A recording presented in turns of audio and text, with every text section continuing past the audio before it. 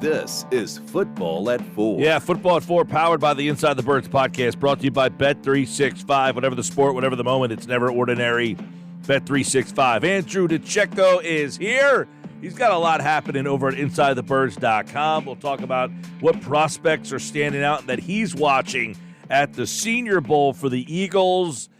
And what about this team in Philadelphia? They've now hired their entire staff. You know, Andrew, I was joking earlier, the Eagles have the longest tenured full staff in the entire division with what's going on right now. They have their coordinators and coach all together longer than any team in the NFC East. How about that? So you say over at InsideTheBirds.com that despite what happened at the end of the year and all the coaching changes here, you like this team to bounce back here. So let's get into some of those things there. But first, what did you think of Kellen Moore coming to Philadelphia as the coordinator?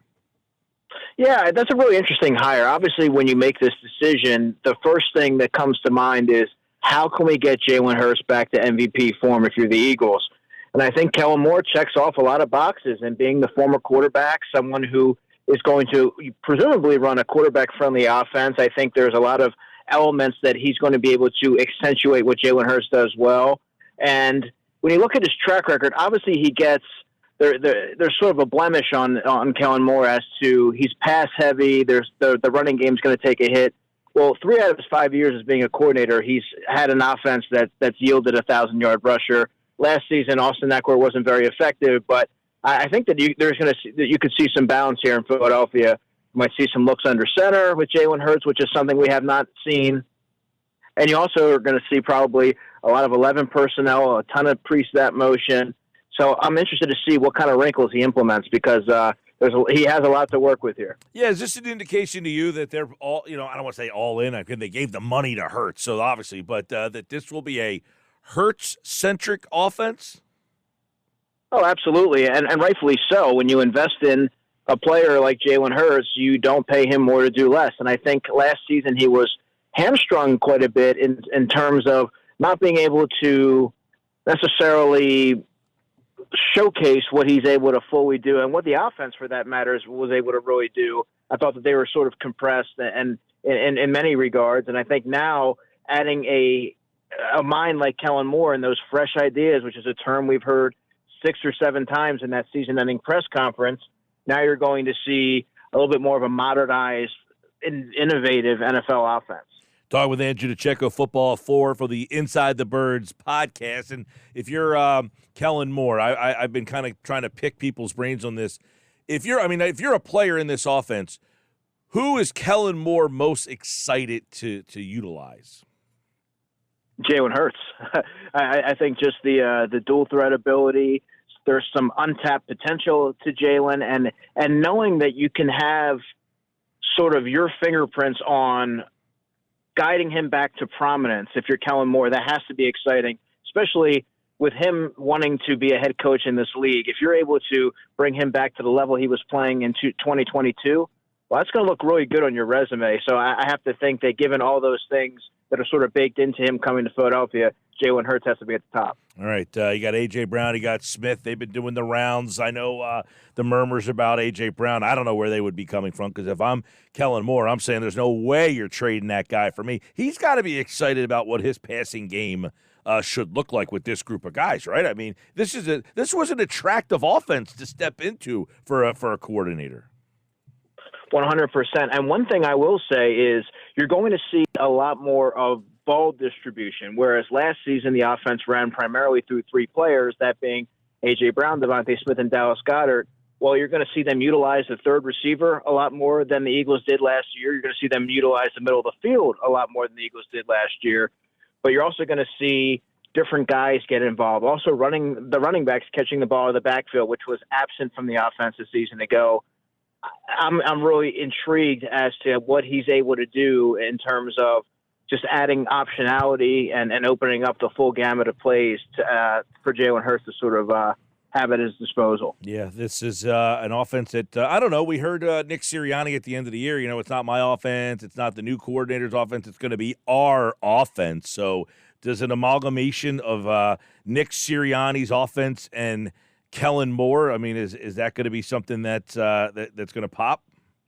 Yeah, I mean, there's going to be certain elements to Nick Sirianni's offense that are going to remain. Obviously, to revamp an entire offense in one offseason and have everybody on board and expect to fully execute that vision isn't necessarily, that's not exactly easy to sort of be able to digest, I would say, in the coming months. So you're going to see certain elements like the tush push, and there's certain things that I thought that the offense did well. I would say they were few and far between just given the results, but there were some there. But you're also going to see, I would assume, a heavy hand in Kellen Moore. You didn't bring him in here to sort of regurgitate a lot of the plays from last season. He's going to have full autonomy of the offense by all accounts, and in doing so, I think you're going to see a refreshed and reinvigorated offense, and they're going to be able to maximize the personnel that they have.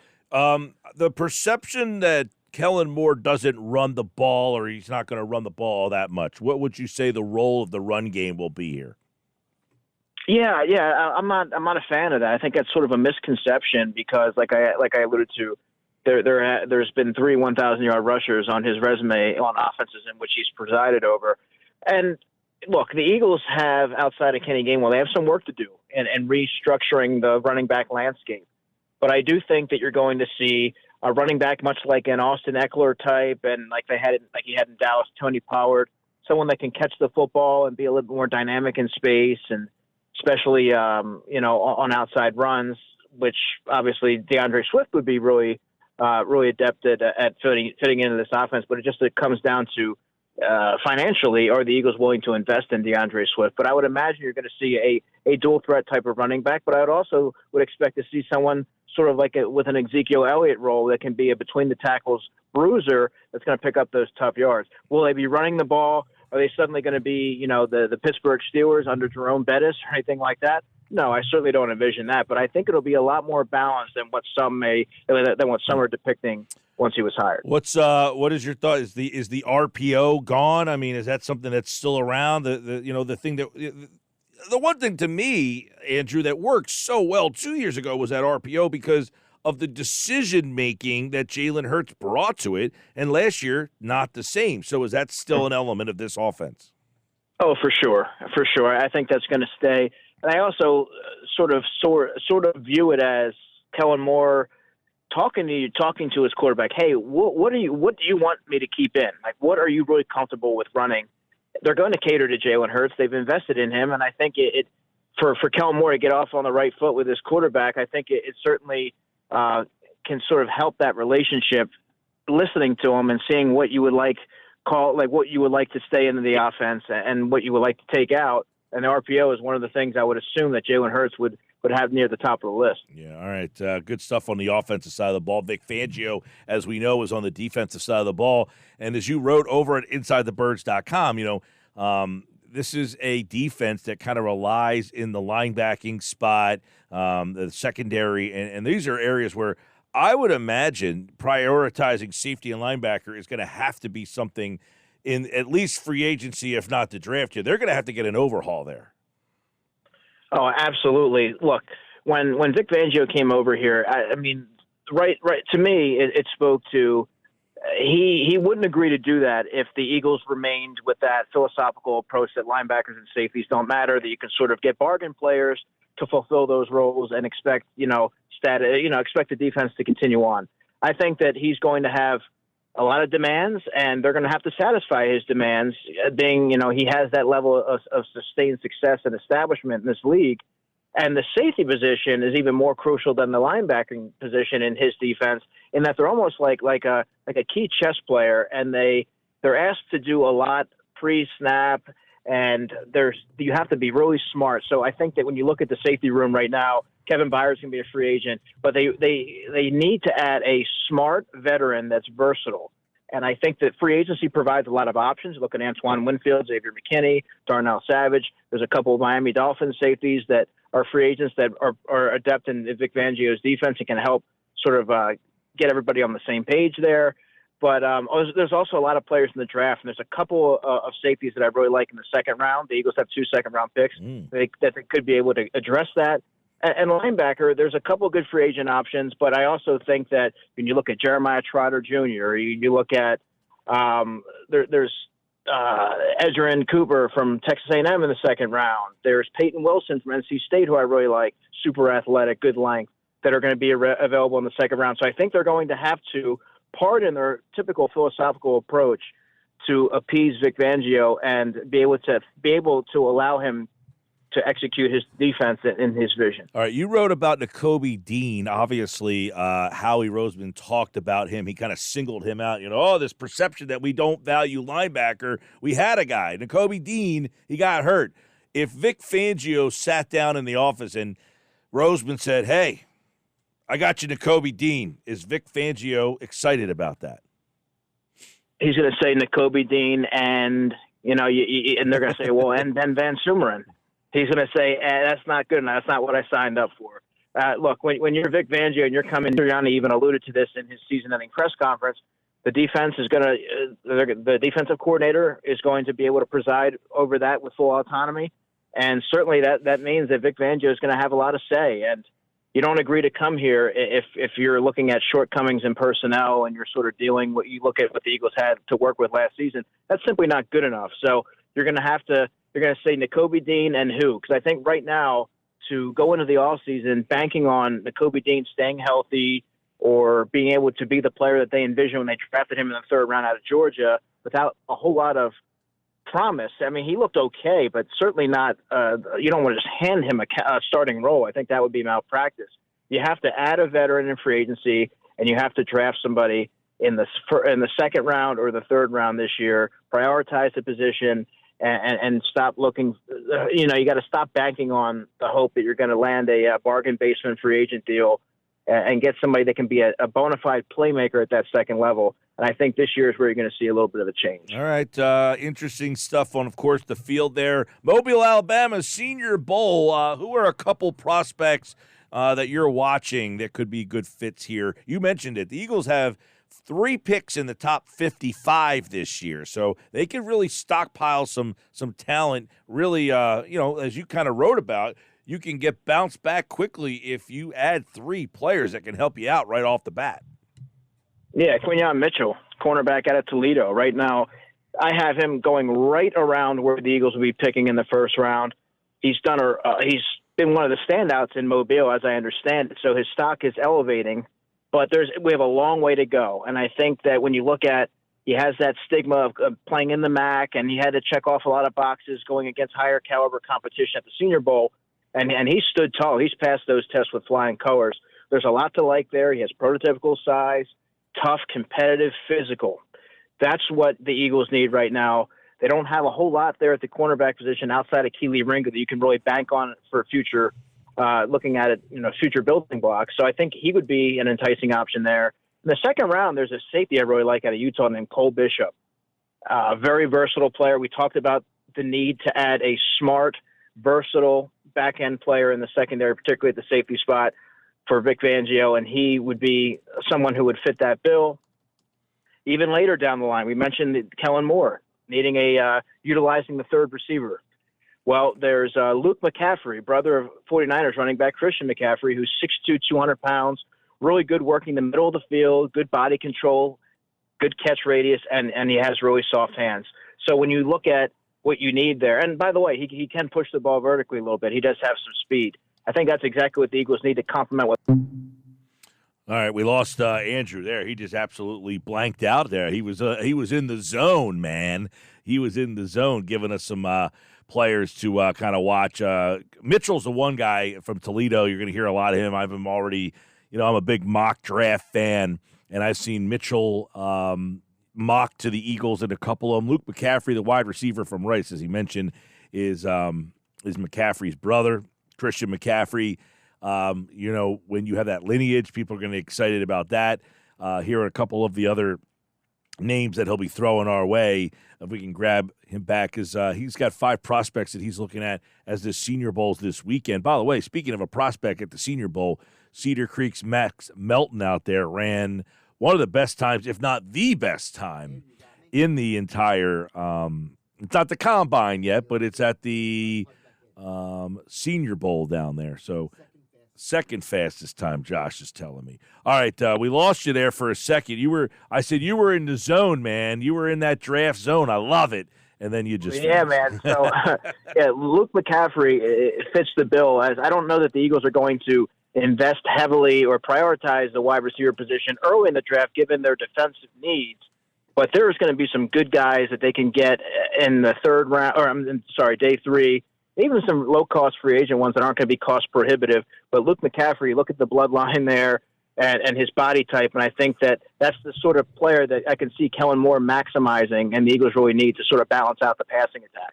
Well, and that's one thing I think if you were to say, hey, you're interviewing for this job, what's one thing that you would like us to get? And it's, hey, you got to get a third receiver. Like the Watkins thing, Zacchaeus didn't work out. You've got to upgrade that third. Julio Jones, obviously, who's a free agent and will probably, I would imagine, retires. But that position has just not worked out. I would think that they finally say, listen, we've got to upgrade at that spot. Yeah, third receiver and also a number 2 tight end, right? I mean, Grant Calcaterra, by all accounts, is supposed to be that pass-catching tight end, but you really haven't seen him take that next step now 2 years into his career. I think if the Eagles have an option and they're able to add another big-bodied, enticing, athletic tight end to sort of put unique stresses on defenses to complement Dallas Goedert and aid Jaylen Hurts in being able to survey the middle of the field, they're going to do that as well. I mean, this team does have a lot of needs, but I think that they have the resources in which to do it. It's not going to be – you're not going to be able to fix the team in one foul swoop, but they're certain that they're in position where they can address a lot of crucial needs. Well, and it's interesting because, this is a team that obviously had a disappointing finish, and this is right around the time – in fact, I think it's the same season in which the Eagles took Goddard to replace Ertz, and you just mentioned tight end. You would think the Eagles they like to look big picture and say, hey, we've got to get the next guy at that position. They might not have the ability to do stuff like that in this draft because they need more impactful help now. Yeah, that's the problem. I mean, even if a guy like Brock Bowers were to tumble down the first round, I still don't think – I mean, as enticing as that would be to trade up and grab somebody like that, who's a difference maker and a 10 to 12-year starter and gives you Dallas Goedert can eventually pass the baton to Brock Bowers. I mean, they just have so many other needs that it would just be irresponsible almost to take a tight end that high. I really think that in order for Vic Fangio, in order to satisfy his demands, you need to start on defense and start retooling the secondary, and then really the back seven. They really need to start making some wholesale changes there. Eagles, of course, 3 picks, as we said, in the top 55. They've got a bunch of compensatory picks as well. I think they have 4 compensatory picks, a third and 3/5 coming their way. So a lot. And by the way, they have a lot of free agents on the way out the door that they are going to have to replace. That got a lot of snaps this year. You talk about Cunningham, Shaq Leonard, Nick Morrow played almost every snap at linebacker outside of what you got from Dean earlier, and then a few here from Ben Van Sumerens of the world. But your whole linebacking core are free agents, so you got to have to figure that out. You've got the slot corner, I would imagine, is going to be new this year. You're probably going to have at least 1, if not 2. Are you going into next year with Blankenship as a starter? On your linebacker point, Ben Van Sumeren played 50 snaps. Kobe Dean played 182. And outside of that, there's the great unknown. And as far as the safety position, I don't think you can go into the season with Reed Blankenship, penciling him in as a starter. I think Reed has always been best equipped to be a number 3 safety, and he can be a functional piece and still have a role. But I think last season you started to see, particularly in the second half of last season, he was exploited a little bit. You saw his limitations. And to go into this season again with him back there, for one, I don't think Vic Fangio is going to say that that's good enough.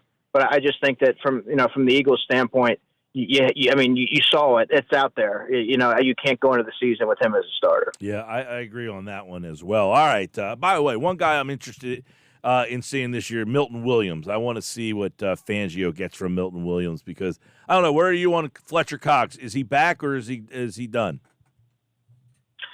He may be done. I don't think he's back in Philadelphia one way or the other. He could go on a 1-year deal to a team, maybe to go play for Jim Schwartz, or it wouldn't surprise me if he retired. All right, there you go. We'll keep our eyes on that. Andrew DiCecco, Football at 4 from the Inside the Birds podcast, and it's draft season, and we're all over it here on the Sports Best. Thanks, buddy. You bet, man. Talk soon. Andrew DiCecco, Football at 4 from the Inside the Birds podcast here on the Sports Bash Live 97.3 ESPN.